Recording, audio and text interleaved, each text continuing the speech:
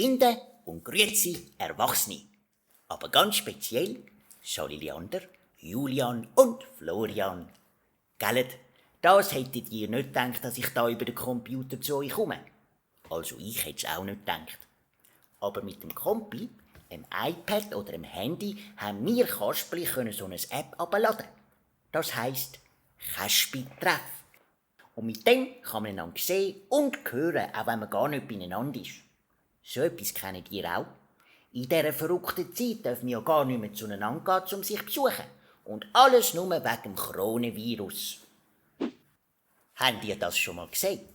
Also ich nicht. Nein, ich weiss, das kann man nicht sehen. So einfach von Augen. Auch nicht mit dem Vergrößerungsglas. Ja, nicht einmal mit einem normalen Mikroskop. Nein, es braucht sogar noch ein viel besseres Gerät. Man sagt dem Elektronenmikroskop. Dort innen spickt statt Licht so ganz kleine, mit ganz bisschen Strom geladene Teile umeinander. Das sind eben Elektronen. Und die können ein Bild machen von diesen Viren. Und wisst ihr, wie klein die Mini-Krönchen sind? Etwa 120 bis 150 Nanometer. Man sagt doch manchmal ein Müh. Das sind Mikrometer. Und die sind 1000-mal weniger gross als ein Millimeter.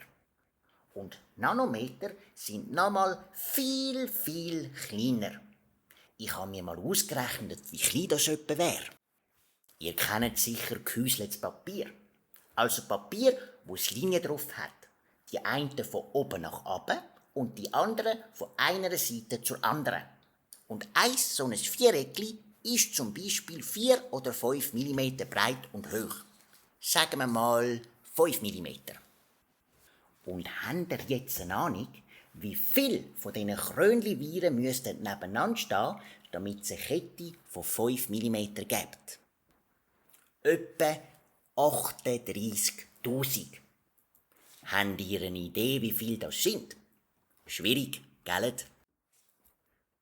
Und wenn man so ein ganzes Häuschen mit so Viren füllen würde, also wenn sie nicht nur einer Linie entlang sitzen würden, sondern auf dem ganzen Viereck, dann wären es 38.000 mal 38.000. Und das ist eine total unvorstellbar grosse Zahl. Aber jetzt stellt euch mal vor, die Viren wären so gross wie ein Reiskorn.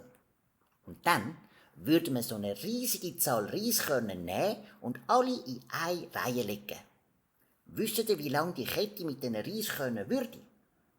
Sie ginge etwa von Zürich weit übers Meer bis auf New York in Amerika. Das ist krass, oder? Und sie sind so Kügeli mit so komischen Beinchen rundum, die Viren. Und darum sehen sie ein bisschen aus wie ein Krönchen.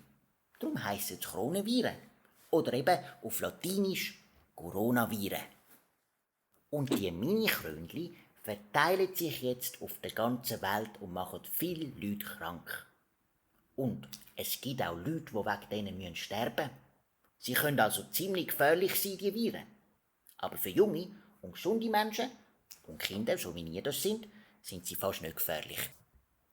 Aber gell, das habt ihr wahrscheinlich schon etwa 38.000 Mal gehört. Oh, was ist denn jetzt da? Da schaltet sich jemand dazu. Wer ist es echt? Jetzt schau, grüezi Prinzessli Seidenschleierli. Ist es dir auch ein bisschen langweilig, wie du musst im Schloss bleiben? Sali Kasperli, oh, ich bin so aufgeregt. Der Giacomo ist krank. Er hat das Coronavirus. Hä? Wer ist der Giacomo? Das ist ein Diener von meinem Papi. Also er war schon bei uns, als mein Papi auf die Welt kam. Und als ich klein war, hat er mich amigs gehütet und ist mit mir in den Wald gekommen und hat gespielt mit mir. Ich habe ihn fest gern. Er ist für mich ein ganz lieber Freund. Ein bisschen wie ein Grossvater. Er hat gestern fest Halsweh gehabt. Und dann ist Frau Doktor gekommen und hat ihm so ein Wattestäbchen in den Hals gesteckt. Und auch noch in die Nase. Das hat er gar nicht lustig gefunden. Und Fieber hat sie ihm gemessen. Und heute ist sie wiedergekommen und hat gesagt, er hätte das Coronavirus. Er sei positiv. Aber mein Papi hat gesagt, er fände das gar nicht positiv. Und die Frau Doktor hat gesagt, der Test sei positiv. Und der Papi, ja, dann sagt der Giacomo ja gesund.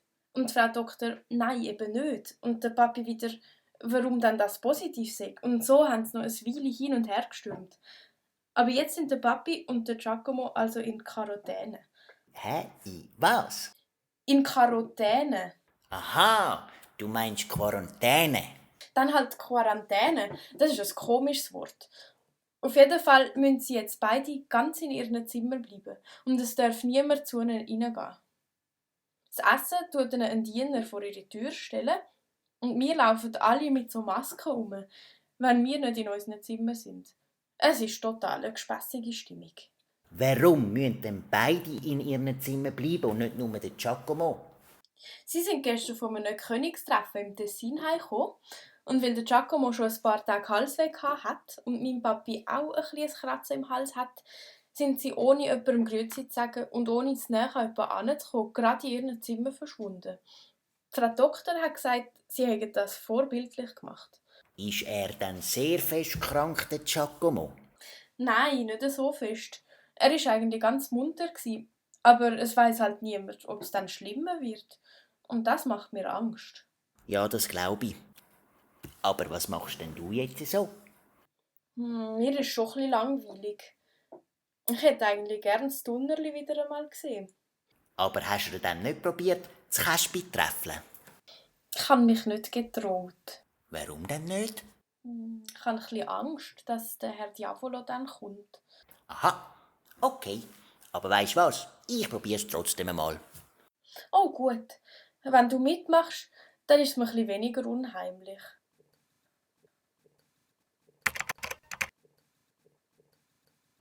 Schönen guten Tag, meine Damen und Herren. Es ist schön, dass Sie sich in unseren Werbekanal eingeschaltet haben. Sind Sie alle lustlos daheim? Sind Ihnen Ihre 4 Wände verleidet? Wie wär's mit einer schönen neuen Lampe für die Stube, die Küche oder das Büro? Die Abend werden wärmer. Haben Sie sich nicht schon seit Jahren über die wüste Balkonbeleuchtung geärgert? Höchste Zeit, etwas zu ändern. Unser Laden ist zu, aber Sie können die schönsten Lampen, Festbeleuchtungen oder Öllämpchen online bestellen. Und wenn das Päckchen dann nicht kommt, ist die Post schuld. Oder der Bundesrat. Oder Grüezi, Herr Diavolo. Wir wollen eigentlich keine Lampe kaufen, sondern ein bisschen mit dem Tunnerli schwätzen. aha, ihr seid das. So blöd, da hätte ja nicht schon wieder den ganzen Schmarrn verzapfen müssen. Aber nein, das Tunneli hat gar keine Zeit. Bei uns ist die Hölle los. Ja, das passt ja. Was? Aha, ja, hast recht. Aber so habe ich es nicht gemeint. Wieso sind denn Sie auf einmal so charmant? So kennt man Sie ja gar nicht. Hä? Also, ich bin, wie ich bin. Eigentlich wie immer. Nein, das ist nicht wahr. Ich habe sonst immer Angst vor ihnen. Aber so finde ich sie noch ganz nett. Ist wahr? Das freut mich eigentlich noch. Vielleicht hat das Tunnel ja doch recht. Wieso kann sie dann nicht Käspi träffeln? Ja, weil sie so viel Päckchen muss machen, weil die Leute so viele Lampen bestellen. Und wenn so eine Bestellung kommt, dann muss es eben gehen wie der Teufel. Sonst kommen ständig Reklamationen. Und das ist nicht zum Aushalten. Onkel Luzi, wir haben ein Problem. Oh, was machst du denn da? Hier, schau mal da. Das sind ja der Kasperli und das Prinzessli, alle zusammen. Hoi, Tunnerli! Hoi Tunnerli. Sind die schon lange am Reden? Onkel Luzi, warum hast du mir denn nicht gerufen? Weil wir Fürsche machen mit den Päckchen. Aber ich kann doch im Moment genau nicht Fürsche machen, weil wir kein Polstermaterial zum Lampen einpacken mehr haben. Schon wieder? Das ist ja eine Katastrophe, eine Tragödie. Dann musst du halt noch mal bestellen. Ja, das muss ich. Aber es nützt allweg auch nicht. Warum? Wegen der Lieferkette. Wegen was? Weisst, Seidenschleierli, das Material kommt von China und von dort kommt auch die Epidemie. Das heisst, dort sind alle Fabriken stillgestanden. Und jetzt können sie uns nichts liefern. Ein Trauerspiel. Gerade jetzt, wo es bei uns mal so gut läuft. Aber wir haben doch noch einen ganzen Kasten voll Holzwolle vom Schreiner. Ja, schon. Aber das ist halt überhaupt nicht mehr modern. Und das Datum von dieser Holzwolle ist auch schon lange abgelaufen. Also so einen Kabis. Holzwolle wird doch nicht schlecht. Ja, ich weiß, aber im Lampenhandel ist das alles ganz genau geregelt. Weil sie es in Europa auch so machen. Das ist doch ein Käse. Jetzt ist ein Notfall und es ist Corona-Zeit und jetzt schalten wir das Hirn wieder mal ein bisschen ein und machen das mit Holzwolle und fertig. Ja, wenn du meinst, bist schon noch ein praktisches Mädchen. Ich gehe schauen. Ciao zusammen. Bleibt gesund. Was ist denn mit dem passiert? So haben wir den ja noch nie erlebt. Ich habe gar keine Angst mehr vor ihm. Das ist es so.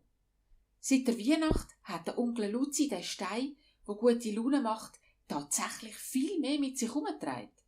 Und darum war er im Laden immer freundlich mit den Leuten. Und wegen dem sind plötzlich viel mehr gekommen, Lampen oder Öfen kaufen. Und wo dann das mit dem Coronavirus losgegangen ist, hat es Leute gegeben, die gesagt haben, es sei sicher der Teufel schuld, dass das Virus auf die Welt gekommen ist. Und dann hat er Angst gehabt, es kaufe niemand mehr Lampen. Genau. Er hat sich noch viel mehr Mühe gegeben, zum freundlich zu sein. Und jetzt läuft das Geschäft so gut und er ist so zufrieden, dass er den Stein manchmal gar nicht mehr braucht. Das ist ja unglaublich. Das freut mich sehr. Auch für dich, Dunnerli. Ja, so ist es viel einfacher mit ihm, das ist wahr. Aber wie geht's denn euch? Mir geht's super. Ich habe schon richtig Zeit, um ganz viel lesen und basteln. Und das gefällt mir eigentlich schon noch gut. Aber die Aufzüge mit dem Computer finde ich schon ein bisschen Seich. Ja, das mache ich auch nicht so gern. Aber mein bester Freund, der Giacomo, der hat das Coronavirus. Oh, das tut mir aber leid. Ist es schlimm? Nein, bis jetzt nicht. Aber es ist ein bisschen ein Gespensterschloss. Und ich bin meistens allein im Zimmer. Darum habe ich es jetzt gerade noch lässig gefunden, ein bisschen mit euch zu schwätzen. Ja, das machen wir wieder, gell? Oh ja, das wäre schön. Unbedingt.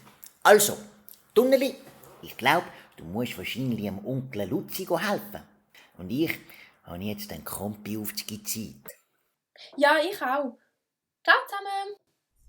Ciao miteinander. Habt's gut. Tschüss und tschüss Kinder. Tschüss Grossi. Bis bald.